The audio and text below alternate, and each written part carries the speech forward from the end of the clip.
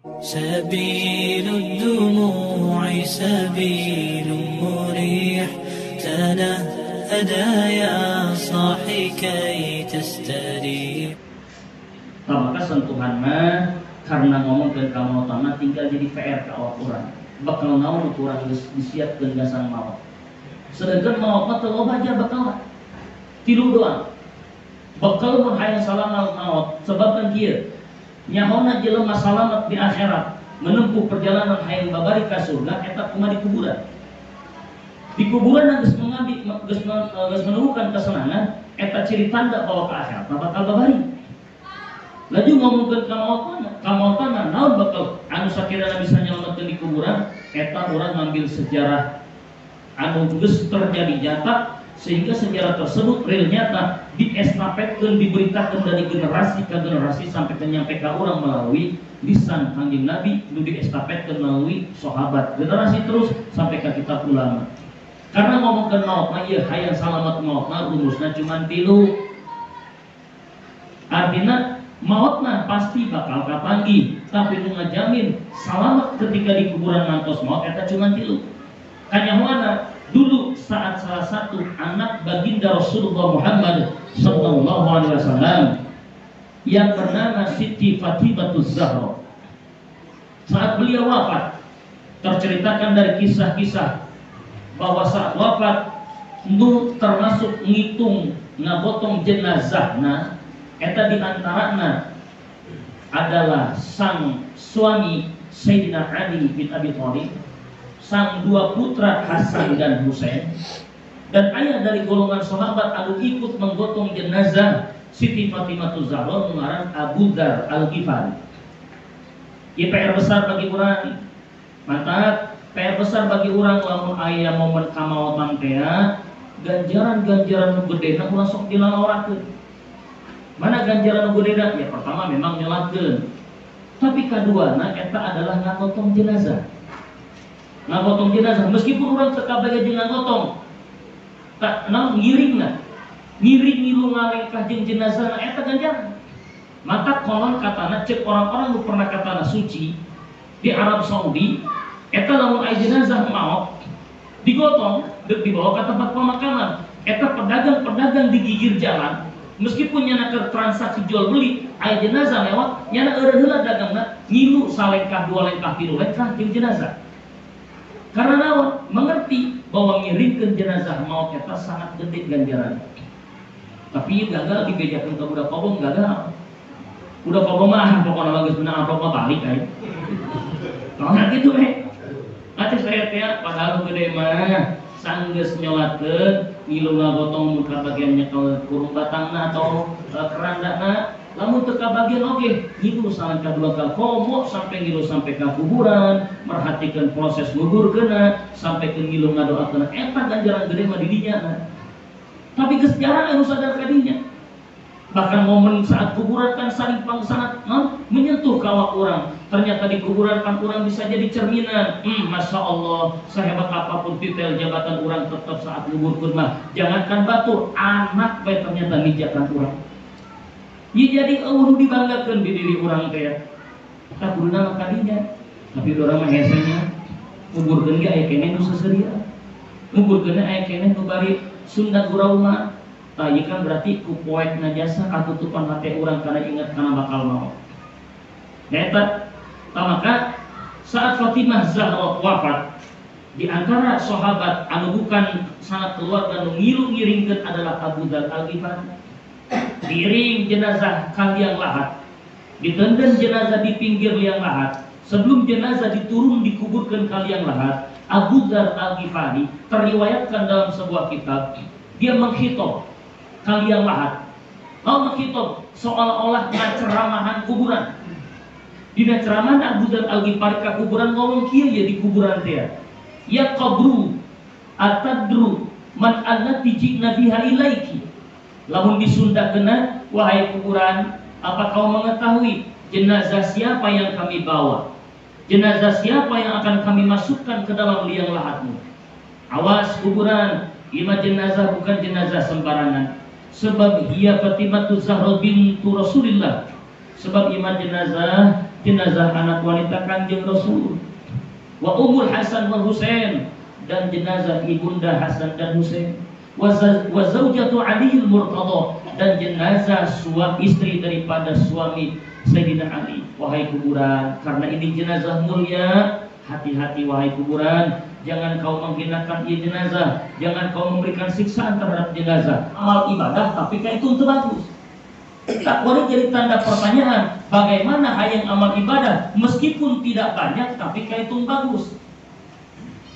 Kunci pertama amal ibadah meskipun tidak banyak tapi kayak itu bagus adalah syaratnya bi'ilmihi.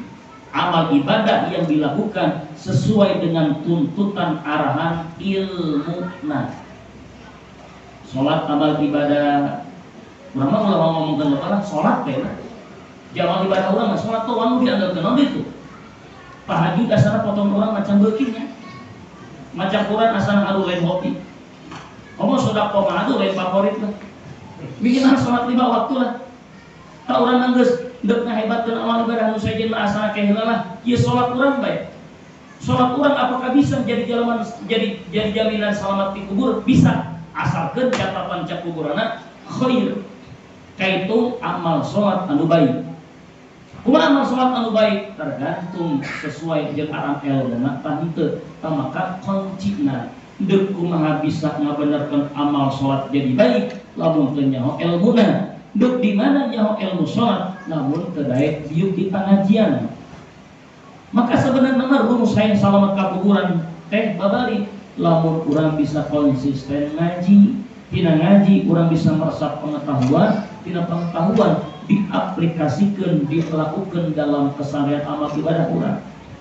Di sholat lagi lain babari, didikan guru sholat piki aya 2 lain, pangasa guru sepuh orang tua urang Pak Ustaz Soleh jeung guru urang pangesta Kang Ustaz Towi. Saya pernah ngahadiran ngajina beliau guru di dia. Asalna beliau lah anu konsisten dina pengajian sok ngabahaskeun uraian ilmu fikih. Bener teu? Maka amalkeun teh.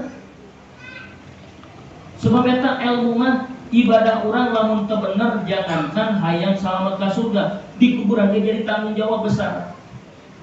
Di kitab buku saya bawa riwayat tersumber dari Umar bin Dinar menceritakan dulu di Madinah ada seorang laki-laki anu ngalayat ke adik perempuan karena adik perempuan mengalami muriang ngalayat, tapi Allah nggak kehendak lain. Ternyata sakit yang diderita oleh adik perempuan berkelanjutan sampai menemukan ajalnya, wafat.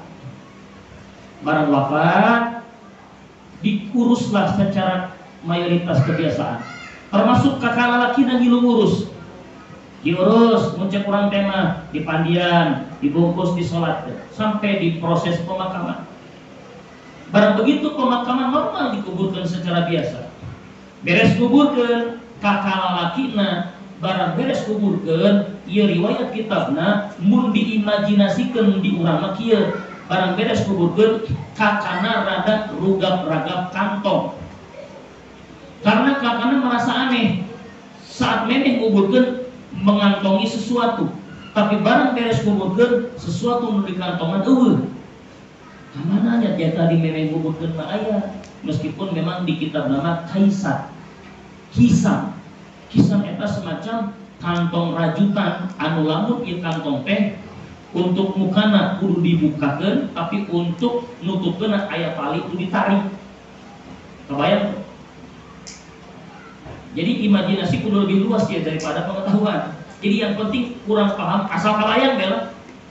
Jadi di kitab nama yang hilang di kantong ieu si kakak lalaki saat mantos ngobrolkeun semacam wadah tempat anu terbuat dari rajutan kantong anu ieu kantongna lamun ditarik talina tertutup.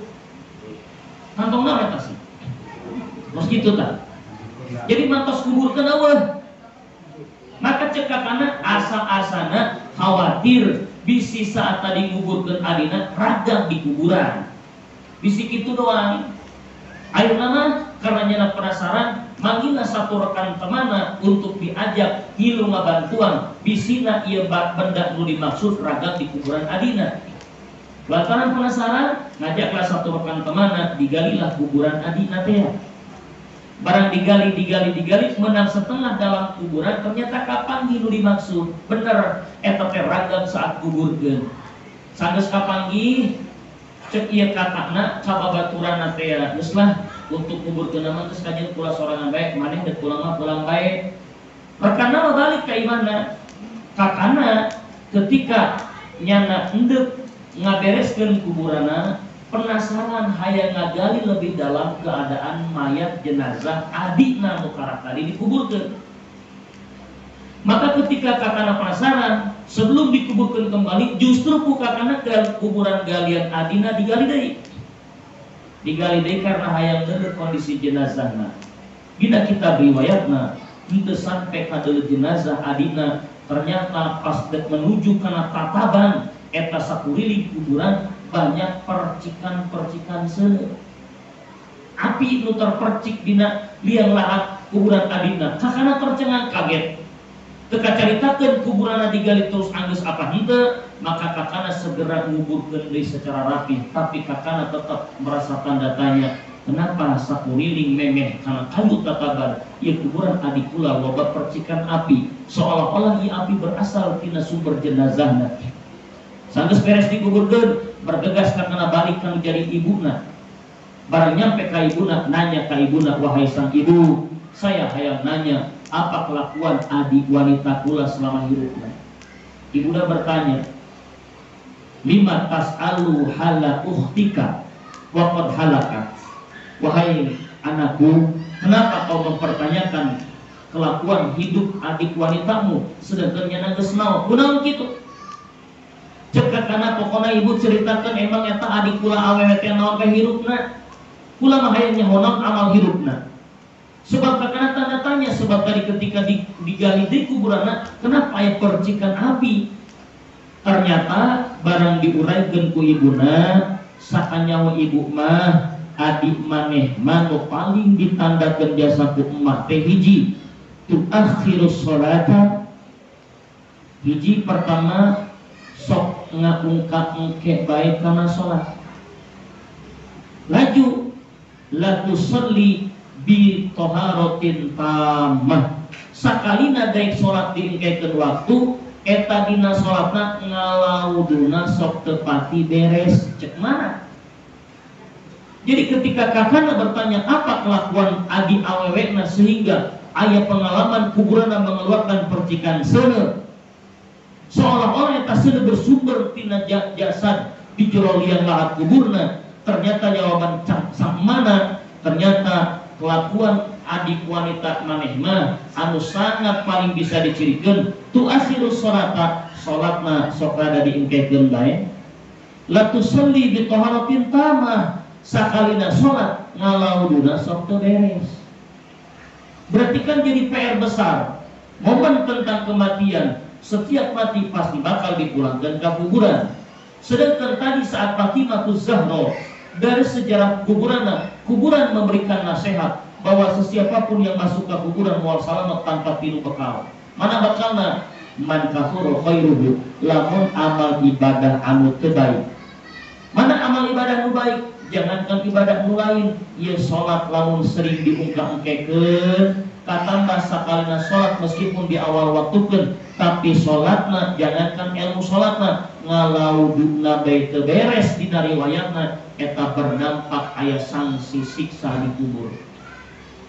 Maka poin pertama pesan di kuburan, untuk salamet ka jero kuburan eta benerkeun bae amal ibadah ulah wakanu dan amal ibadah nu loba, kajeuntieun amal ibadah standaritas urang salat, tapi yang penting khair kaitung bagus sesuai dengan ilmuna.